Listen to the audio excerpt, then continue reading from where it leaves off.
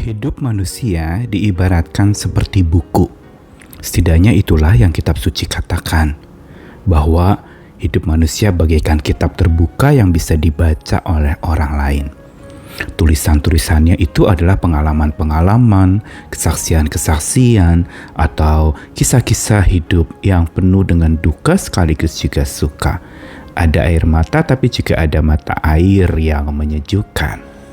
Dan disinilah sebenarnya hidup manusia seperti kitab yang terbuka, seperti buku ini, mengingatkan kita juga tentang apa yang sebenarnya Tuhan juga katakan, bahwa segala hidup kita, hari-hari kita itu tertulis di dalam kitabnya Tuhan. Dan ini selaras sekali, manusia sebagai kitab terbuka, dan Tuhan menuliskan juga kisah kita di dalam kitabnya. Berarti setiap manusia punya satu kitab yang dipegang oleh Tuhan dan isi hidupnya itu Tuhan ketahui. Inilah yang menjadi landasan kita untuk menyadari bahwa setiap lembar demi lembar buku hidup kita itu berisi berbagai macam hal. Buku biasanya berisi tulisan-tulisan, ada tulisan kisah menarik, kisah menyeramkan, kisah menyenangkan, kisah lucu. Tapi juga kadang-kadang ada lukisan-lukisan, ada warna-warni yang indah di dalamnya.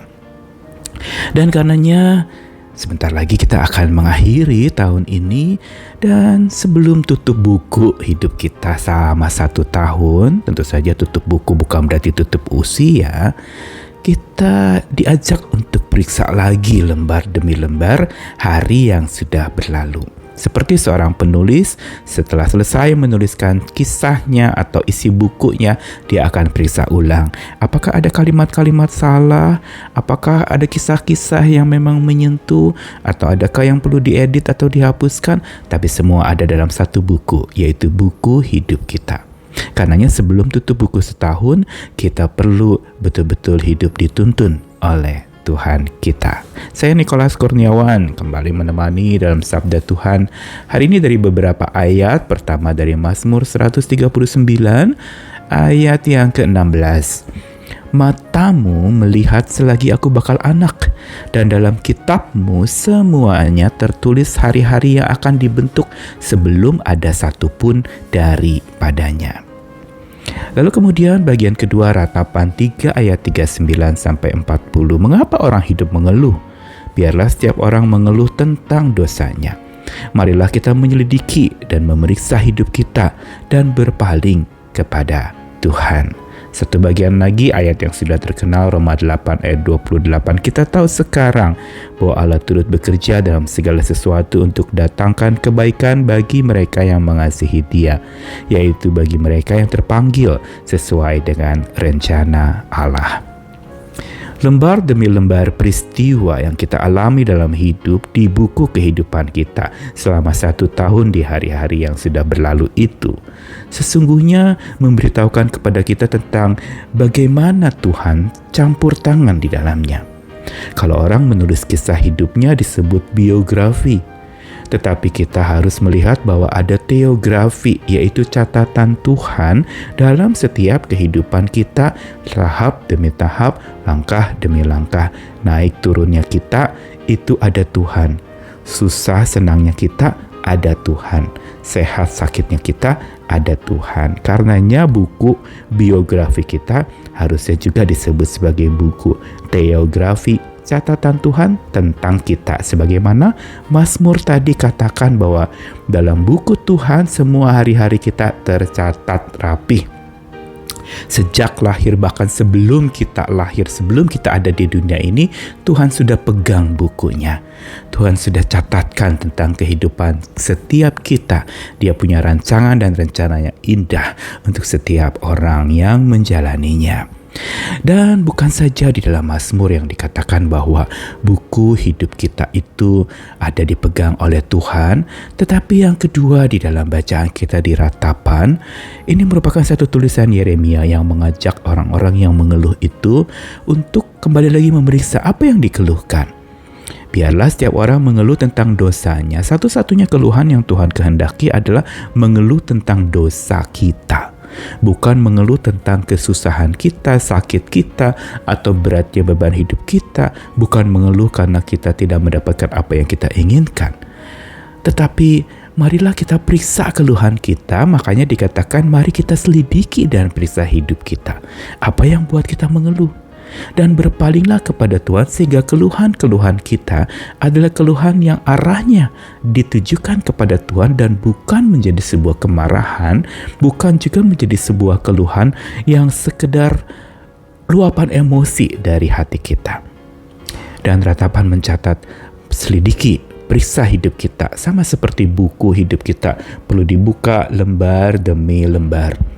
Dan Tuhan tidak pernah meminta kita menghapus halaman-halaman yang gelap atau kisah-kisah yang suram dan seram dalam hidup kita, tapi Dia mengajak kita saat kita periksa ulang, membacanya bersama dengan Dia.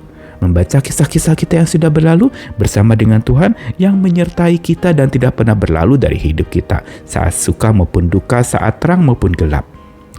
Dan selanjutnya kita lihat bahwa hari-hari terang itu adalah hari yang membahagiakan. Roma 8 ayat 28 mengatakan Allah turut bekerja dalam segala sesuatu, berarti pada masa-masa atau musim-musim terang itu hari yang membahagiakan, itu adalah anugerah dan bukan terjadi kebetulan. Hari terang bukan sekedar untuk dinikmati, tapi untuk diingat dan disyukuri. Dan setiap pemberian yang dari Tuhan tentu saja pemberian yang baik. Lalu kemudian kita juga menemukan ada warna-warna gelap dalam hidup kita, masa-masa suram dan seram yang menakutkan mungkin, mengkhawatirkan, atau saat-saat kejatuhan kita, masa tergelap dalam hidup kita, mungkin perkabungan, ditinggal pergi oleh orang yang kita kasihi. Tapi warna gelap atau musim-musim gelap itu adalah justru hari-hari yang mendewasakan. Tidak semua hari kita buat kita tersenyum, ada banyak kali bahkan kita menangis. Tetapi saat kita menangis, Tuhan sedang mengisi kita agar makin dewasa. Tuhan sedang membentuk kedalaman jiwa kita justru lewat hari-hari gelap dan masa-masa suram dari dalam diri kita. Dan Tuhan tidak pernah menjauhkan kita dari penderitaan. Dia selalu hadir. Bahkan Yesaya 48 ayat 10 mengatakan Tuhan menguji kita di dalam dapur kesengsaraan atau dapur penderitaan. Karenanya masa gelap adalah masa pendewasaan iman kita. Dan kalau kita lihat simfoni gelap dan terang bagaikan pelangi kasih Tuhan yang memandu hidup kita, kita lihat bahwa warna-warninya itu menyisakan keindahan yang luar biasa. Keindahan yang ada cerah, ada suram, ada terang, ada gelap, dan semuanya menjadi simfoni.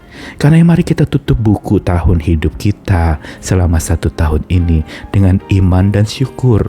Sebelum tutup buku hidup setahun kita, mari bukan sekedar menilai, tapi percayakan kisah kita kepada penulis hidup kita, yaitu Tuhan. Bila Tuhan setia di setiap warna hidup kita, di terang maupun gelap hidup kita harus percaya kepada Dia setia di halaman berikutnya. Terang mengajarkan kita bersyukur, gelap mengajarkan kita bertumbuh, dan kasih Allah menjadikan seluruhnya indah.